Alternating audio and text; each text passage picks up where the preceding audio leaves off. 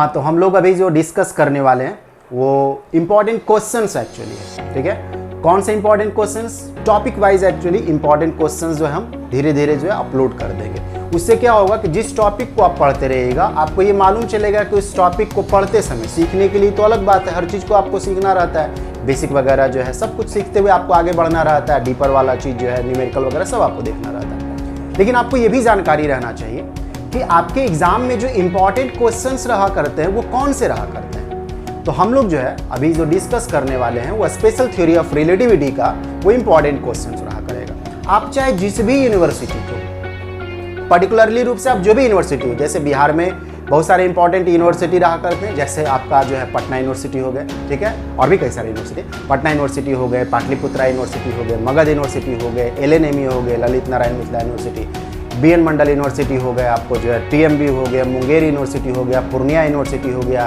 वीर Kunwar Singh university हो गया, या आप जो एक तरह से कॉरेस्पॉन्डेंस वाले में आप देखिए जो डिस्टेंस प्रोग्रामिंग चलाता है, जैसे NOU हो गया, नालंदा ओपन यूनिवर्सिटी हो गए, IGNOU एक्चुअली हो गया, और कई सारे झारखंड के भी जो है यूनिवर्सिटी आपको रहा करते हैं, जैसे VBU विनोबा भावे यूनिवर्सिटी हो गया, फिर नीलांबर पीताम्बर यूनिवर्सिटी हो गया। ये सब कई सारे यूनिवर्सिटी जो बिहार और झारखंड में इसके जो इंपॉर्टेंट क्वेश्चंस रहा करते हैं वो हम आपको जो एक तरह से प्रेजेंट कर रहे हैं। हालांकि ये जो क्वेश्चंस जो हम आपको दे रहे हैं वो किसी भी यूनिवर्सिटी का इंपॉर्टेंट क्वेश्चंस रहता है, चाहे दिल्ली यूनिवर्सिटी हो, चाहे वो कोई मतलब आपका बनारस हिंदू यूनिवर्सिटी हो, मतलब इन द सेंस की BHU हो, या और भी कोई आपको जो है यूनिवर्सिटी वगैरह जो देश में आपको रहा करते हैं अलग अलग, चाहे पंजाब यूनिवर्सिटी हो, चाहे वो आपका मद्रास यूनिवर्सिटी हो, चाहे और भी जो भी XYZ यूनिवर्सिटी, ठीक है, सभी यूनिवर्सिटी में ये क्वेश्चंस इंपॉर्टेंट रहा करते हैं, ठीक। तो हम लोग अब चलते हैं कि इसमें कौन कौन सा क्वेश्चंस इंपॉर्टेंट रहा करेंगे उसके बारे में डिस्कस करेंगे। तो देखिए, स्पेशल थ्योरी ऑफ रिलेटिविटी में जो है जो मोस्ट इंपॉर्टेंट क्वेश्चंस रहा करता है प्राय वो लॉरेंज ट्रांसफॉर्मेशन से, लेंथ कॉन्ट्रैक्शन से, टाइम डायलेशन से, रिलेटिविस्टिक मास के बारे में पूछेगा, रिलेटिविस्टिक वेलोसिटी एडिशन के बारे में पूछा करेगा। उसके बाद आपको जो है मास एनर्जी ट्रांसफॉर्मेशन जो = mc² होता है उसको डेराइव करने के लिए आपको बोला हुआ रह सकता है। फिर जो एनर्जी का फॉर्मूला रहा करता है, रिलेटिविस्टिक एनर्जी जो हम लोग देते हैं उसका फॉर्मूला को डेराइव करने बोल सकता है। डॉपलर इफेक्ट इन लाइट जो कि आपका ट्रांसवर्स डॉपलर इफेक्ट होते हैं और लॉन्गिट्यूडनल डॉपलर इफेक्ट होते हैं, ये सब आपको इंपॉर्टेंट क्वेश्चंस की कैटेगरी में आता है, ओके। उसके बाद कोई एक क्वेश्चन जो इसका थोड़ा समझिए कि थ्योरी टाइप का रहता है, मतलब इन द सेंस कि आपको ज़्यादा जो इसमें थोड़ा लिटरेचर टाइप का लिखना पड़ेगा। लिटरेचर बोलने का मतलब है कि आपको ज़्यादा सेंटेंस वर्ड्स वगैरह कहने का मतलब है, बाकी तो लॉजिकल ही बातें रहेगा। तो माइकलसन मॉर्ले एक्सपेरिमेंट रहा करता है, इसके बारे में वो डिस्कशन आपसे जो है मांग सकता है कि माइकलसन मॉर्ले एक्सपेरिमेंट क्या था, कैसे वो ईथर का जो कॉन्सेप्ट है उसको रूट आउट किया, मतलब ख़त्म किया एक तरह से, और कैसे जो है ये एक तरह से जो है नए सोच की ओर जो है अग्रसित करता है, जो कि आइंस्टीन जो है इसके विचार को जो है काफ़ी एक्सटेंड कर दिए अपने स्पेशल थ्योरी ऑफ रिलेटिविटी में। उसके बाद जो है कुछ लिस्ट इंपॉर्टेंट क्वेश्चंस रहते हैं, जैसे फ्रेम ऑफ रेफरेंस क्या होते हैं, ठीक है, उसके बारे में, और उसका टाइप्स, फिर अर्थ जो है स्ट्रिक्टली रूप से उसको किस फ्रेम के रूप में ट्रीट कर सकते हैं, ये सब क्वेश्चंस रहा करते हैं। तो हम लोग आते हैं, ये तो हम आपको शॉर्ट में जानकारी दे दी, बाकी क्वेश्चंस के रूप में थोड़ा दिखता है आपको, तो ध्यान में रखने में आपको आसानी रहता है। तो देखिए, जैसे क्वेश्चन आपको बता ही रहे थे कि obtain expression for Lorentz transformation for space and time, ये इंपॉर्टेंट क्वेश्चंस के कैटेगरी में आया करता है। हालांकि गैलीलियन ट्रांसफॉर्मेशन भी पूछता है, लेकिन वो ज़्यादा इंपॉर्टेंट नहीं है जितना ये इंपॉर्टेंट है, तो इसलिए हम पहले मोस्ट इंपॉर्टेंट क्वेश्चंस, ठीक है, चाहे वो जिस भी यूनिवर्सिटी के आप, चाहे जिस भी यूनिवर्सिटी के हो, उसके मोस्ट इंपॉर्टेंट क्वेश्चंस हम आपको जो है एक तरह से प्रेजेंट कर रहे हैं। इससे आपको पढ़ाई को एक दिशा देने में मदद मिलेगा कि एग्जाम में कितना आपको किस तरह से रिवीजन करके जाना है ताकि आप अच्छा मार्क्स ले पाए, चाहे वो कोई भी एग्जाम हो, चाहे वो आपका यूनिवर्सिटी का एग्जाम हो, चाहे किसी कॉम्पिटिशन्स वगैरह का एग्जाम हो, ओके। उसके बाद जो है जो क्वेश्चंस रहते हैं, what are postulate of special theory of relativity, जो पोस्टुलेट्स रहते हैं वो दो पोस्टुलेट वो पूछता है हमेशा, जो है किसी क्वेश्चन के साथ अटैच रहेगा। Obtain expression for length contraction, इसको लॉरेंज फिट्जगिरल कॉन्ट्रैक्शन ही बोलते हैं, किसी किसी में वो लॉरेंज फिट्जगिरल कॉन्ट्रैक्शन भी लिखा हुआ रह सकता है, ठीक है। एंड टाइम डायलेशन, और उसके साथ एक्सपेरिमेंटल वेरिफिकेशन आपसे मांग सकता है, कभी कभी टाइम डायलेशन के साथ ट्विन पैराडॉक्स को भी डिस्कस करने के लिए बोल सकता है। उसके बाद जो आपका थर्ड जो क्वेश्चन आपको इंपॉर्टेंट में से रहते हैं वो obtain expression for relativistic velocity addition, relativistic velocity addition उसका एक्सप्रेशन आपसे मांगता है। उसके बाद जो है रिलेटिविस्टिक मास, ठीक है, मास चेंज करता है हाई स्पीड पे, ठीक है, इंक्रीज करता है, उसके बारे में एक्सप्रेशन आपसे ये मांगेगा। और ये पूछ एक तरह से क्वेश्चन ऐड किया हुआ रह सकता है, कोई छोटा मोटा जो है, जैसे ये क्वेश्चन कि does conservation of mass valid everywhere, क्या कंजर्वेशन ऑफ मास हर जगह वैलिड रहता है, और यदि नहीं रहता तो क्या होता है, ठीक है। What are postulate of STR, STR मतलब स्पेशल थ्योरी ऑफ रिलेटिविटी, उसका सब्जेक्ट कोड एक तरह से रहता है, एसटीआर आप बोल सकते हैं इसको। Obtain expression for mass energy equivalent, जो कि is equal to mc square बोल रहा है प्रूफ करने के लिए। फिर what is rest mass energy, rest mass energy क्या होता है, बोल रहा है प्रूफ करिए कि एनर्जी जो रहा करता है उसको इस तरह से दे सकता है, ये रिलेटिविस्टिक एनर्जी हुआ करता है। इसमें अटैच कर सकता है जो फोटोन का मास, प्रूफ करिए कि कितना रहता है, ऐसे वो जीरो रहता है, ठीक है।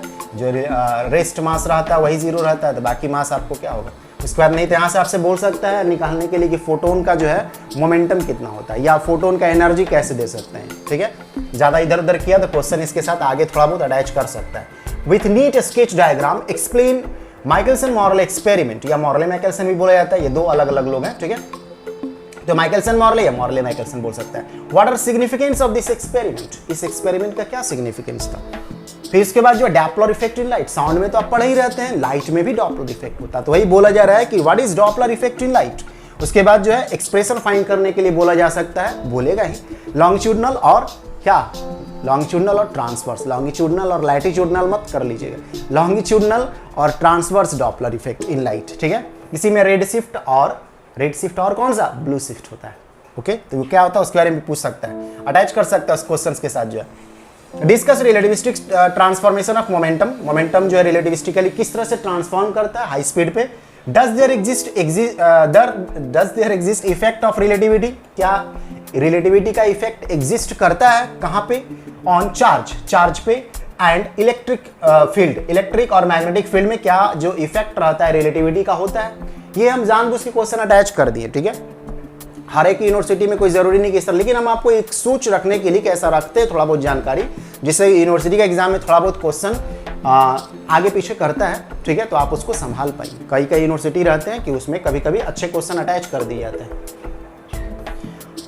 उसके बाद जो कुछ लिस्ट इंपॉर्टेंट क्वेश्चंस, ज़्यादा इंपॉर्टेंट तो नहीं लेकिन फिर भी इसको आप रिवीजन करके जा सकते हैं, ये पूछा जा सकता है कि सिलेबस का आपका हिस्सा रहता है, पूछ सकता है वो। तो ये लिस्ट इंपॉर्टेंट क्वेश्चन है, जो मोस्ट इंपॉर्टेंट है उसको हम पहले रख दिए, लिस्ट इंपॉर्टेंट इधर का क्वेश्चन है। गैलीलियन ट्रांसफॉर्मेशन क्या होता है इसके बारे में आपसे पूछ सकता है, इसका एक्सप्लेनेशन, इसका डेरिवेशन वगैरह आपसे मांग सकता है, इजियर रहता है, ठीक है। Types of frame of reference, मतलब फ्रेम या फ्रेम का जो टाइप होता है उसके बारे में, और अर्थ के बारे में पूछे है कि अर्थ जो है स्ट्रिक्टली रूप से जो है कौन सा फ्रेम उसको कंसिडर किया जाए।